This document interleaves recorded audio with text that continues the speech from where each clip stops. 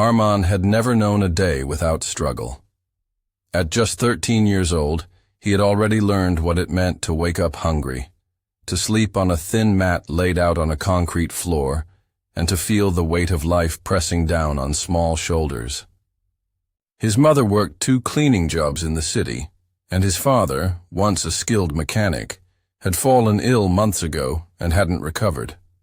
So, it was Arman who became the provider, the one who stood outside the crowded bus station every morning with a small makeshift cart, selling boiled eggs and tea to rushing commuters. He had no proper uniform, no school bag, no notebooks. He wore a faded, oversized blue shirt that hung loose on his thin frame, and a pair of rubber slippers that had more holes than sole. But he never complained.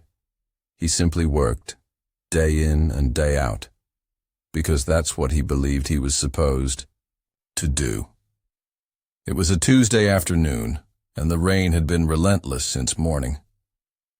The kind of steady drizzle that soaked everything in silence.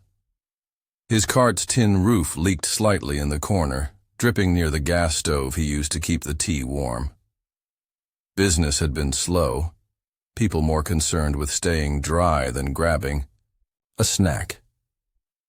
As the clock moved toward 4 p.m., Arman began packing up, folding a plastic sheet over his remaining eggs and cleaning the empty cups. And then, as he bent down to grab a fallen spoon, something caught his eye. Lying near the wheel of a parked scooter was a dark leather wallet, waterlogged and almost hidden in a shallow puddle. He picked it up gently, wiping it against the sleeve of his shirt. It was heavy. When he flipped it open, his breath caught. Inside was a thick stack of R500 notes, possibly totaling tens of thousands of rupees. There were sleek credit cards, a driver's license, and a business card that read, Mehra and Sons Constructions, Managing Director, Rajiv Mehra. Arman blinked. He looked around. People were walking hurriedly past, umbrellas up, coats pulled tight. No one noticed him holding the wallet. He could have easily slipped it into his pocket and no one would have known. The thought passed through his mind, just for a second. That much money could feed his entire family for weeks. His mother wouldn't have to work double shifts. His father could see a better doctor. Maybe he could even stop selling eggs for a while and go to school, even if just for a few weeks. He stood still, clutching the wallet, as the storm inside him raged louder than the rain. It would be so easy. Just walk away. No one would ever find out. But then he thought of his father's words he had heard over and over before illness took over his voice. Beta, we may be poor, but we are not thieves. Never take what isn't yours. Even if the world gives you a reason, your heart should always give you a better one. With a deep breath, Arman made a decision. He took the plastic sheet off his cart again, tucked the wallet safely into his shirt, and began walking. The police booth wasn't nearby. It was almost 2 kilometers away, and he had to walk, in the rain, in slippers that barely held together. People stared as he passed. A soaking wet, skinny boy walking purposefully down the muddy roadside. Water splashed with every step, and cars honked loudly. But Arman didn't care. All he could think about was the wallet and how important it must be to its owner. When he finally reached the small police booth, he hesitated for a moment. He'd never been inside one before. Would they believe him? Would they think he stole it? But he shook off the fear, stepped forward, and placed the wallet on the officer's desk. Sahab, he said quietly. I found this near the bus stop. Someone must be looking for it. The officer looked at the wallet, then at Arman. You didn't take anything? He asked suspiciously. Arman shook his head. No, sir. The officer opened it, examined the contents, and stared at the boy. Again, you could have kept this. Why didn't you? Armand didn't know how to explain it in big words, so he just said, "It wasn't mine." The officer raised an eyebrow, nodded slowly, and made a note in a register. "What's your name?" "Armand," he replied, water still dripping from his hair. "Go home, Armand. You did a good thing today." Armand smiled faintly and turned around to leave, unaware that he had just set something powerful in motion.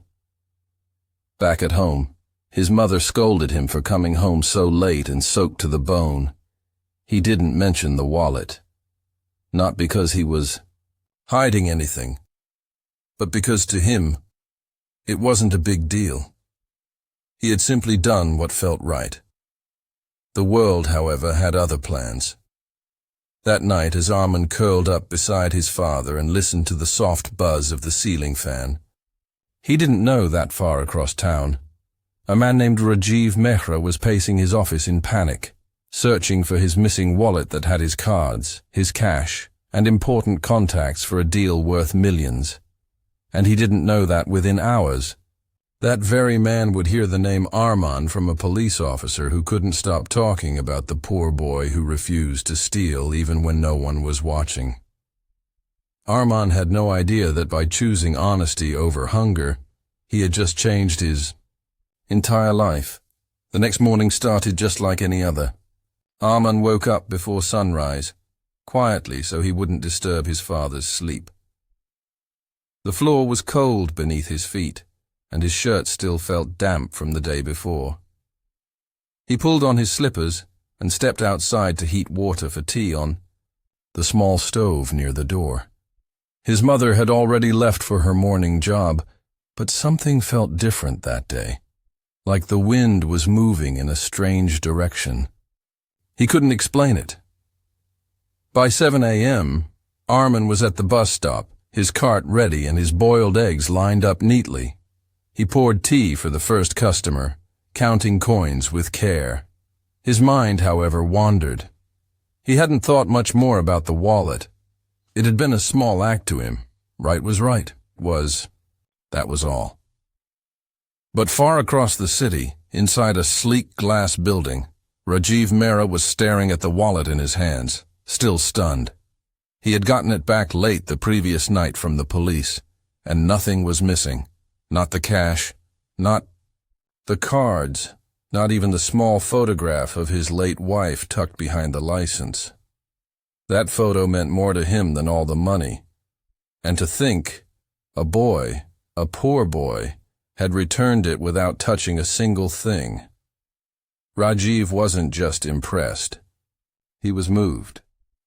In a world where people lied for less, cheated for crumbs, a child had walked through the rain to return something most adults wouldn't.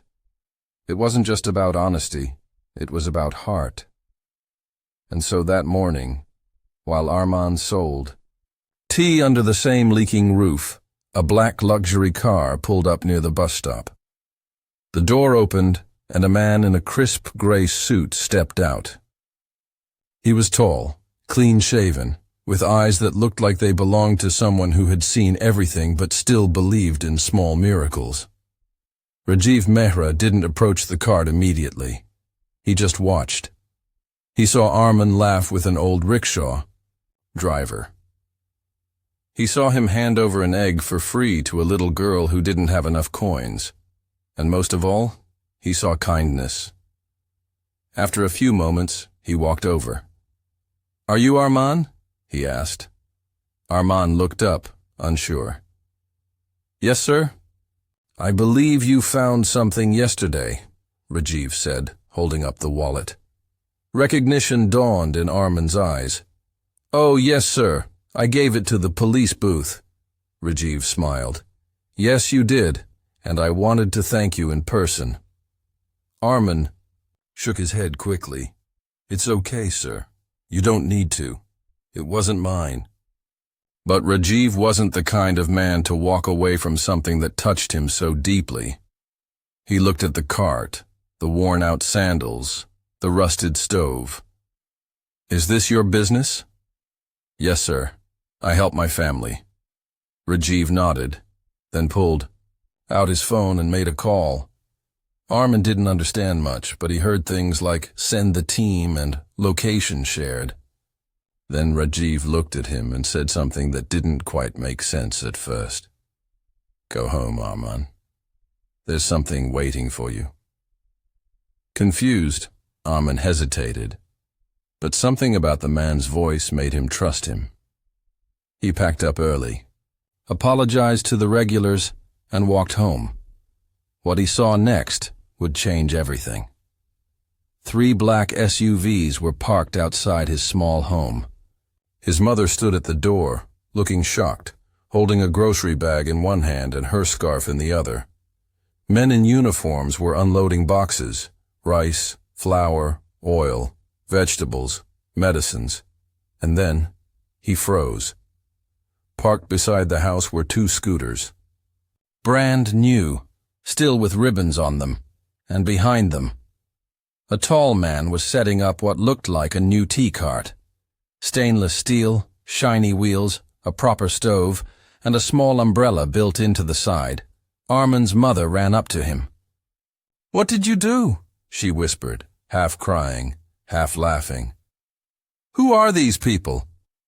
Before he could answer, Rajiv's car pulled up again. He stepped out and handed a small envelope to Arman's mother. "Ma'am, your son returned." "My wallet. Not just my money, but my faith in people. He walked in the rain when he could have kept it. You raised him well. This is nothing compared to what he's given me." Inside the envelope was not just cash. It was a job offer for Arman's mother at a new office nearby. Fixed hours, good pay, medical benefits, and for Arman, a full scholarship to a local English medium school. Books, uniform, transport, everything covered. "But sir, why?" Arman asked quietly.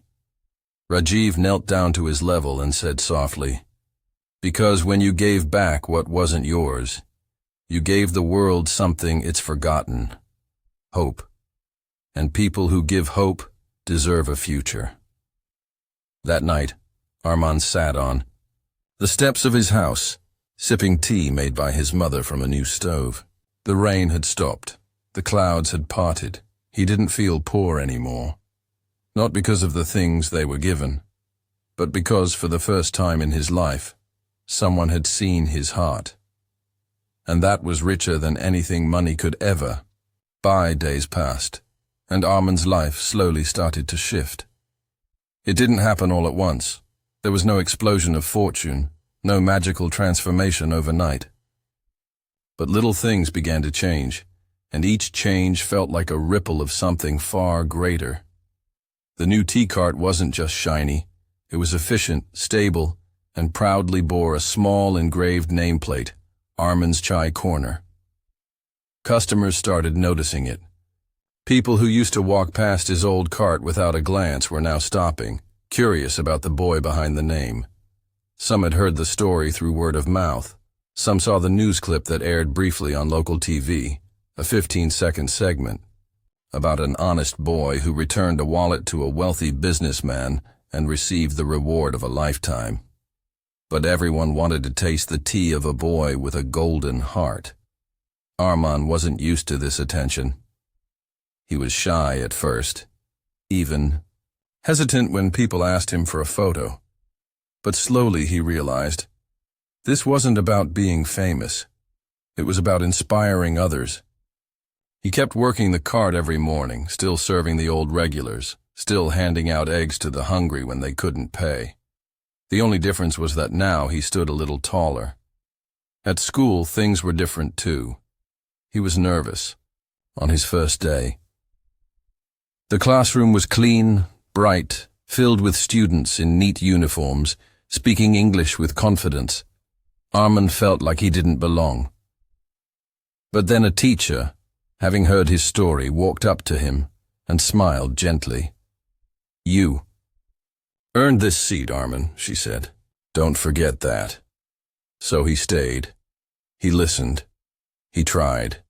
He stumbled over English grammar, struggled with math he hadn't learned before. But every evening, he came home, helped his mother cook dinner, then sat under the small light bulb and studied until his eyes ached. His father, now sober, healthier, and working part-time, would quietly sit beside him, proud but not knowing how to say it out loud. Then came the day everything truly changed again. Rajiv Mehra returned, not in a suit, not in a fancy car, just a simple kurta, a calm face, and a curious expression. He sat on one of the benches near Arman's cart and asked for a cup of chai. Arman served it, smiling, more confident than before. "So," Rajiv said, sipping the tea. "How's life treating you?" Arman laughed. "Better than I ever thought it could, sir. Thank you again, for everything." Rajiv nodded. "Let me ask you something. Do you still want to be a teacher?" Arman blinked. He hadn't told. Many people that dream. Only his mother, and once, during a late-night conversation with Rajiv the week after the reward. He remembered saying it softly. "I want to be a teacher, so no other kid like me has to grow up feeling invisible." "Yes," he replied now.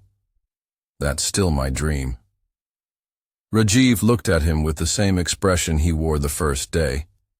They met, a mix of admiration and determination. "Then let's get started early."